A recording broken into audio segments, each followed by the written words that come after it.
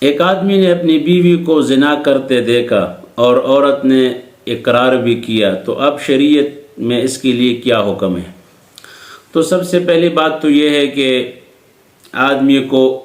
آدمی بیوی کو اس کیفیت میں دیکھے کہ جس طرح آنکھ میں سرما آدمی جس طرح لگاتے ہیں وہ سلائی اس کیفیت میں دیکھے، اور پھر گواہ بھی لائے۔ بہت سے وہ ان کے لیے شریعت نے دیرے کو تنگ کیا ہے، لیکن پھر بھی اگر ایک آدمی اپنے آنکھوں سے دیکھے اور بیوی خود اقرار بھی کرے تو اب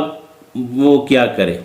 تو اگر بیوی توبہ کرے، استغفار کرے اور آئندہ کے لیے اس کبھی عمل سے توبہ کرے تو شریعت میں اس کے لیے گنجائش ہے کہ اس کے اوپر پردہ ڈالے، شوہر اس کے اوپر پردہ ڈالے اور وہ ندامت بھی کرے، استغفار بھی پڑھے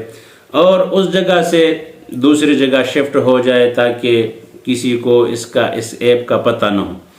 اور اگر عورت دوبارہ سے اس عمل میں وہ دوبارہ سے سرزد ہو جائے تو پھر اچھی طریقے سے اس کو جدا کرنا چاہیے، طلاق دینا چاہیے۔ تو لہٰذا اگر آدمی اپنے آنکھوں سے دیکھے اور پھر بیوی توبہ طائب بھی ہو، استغفار بھی پڑھے، وہ معافی بھی مانگے اور آئندہ کے لیے اس کبھی عمل سے گریز کرے، تو لہٰذا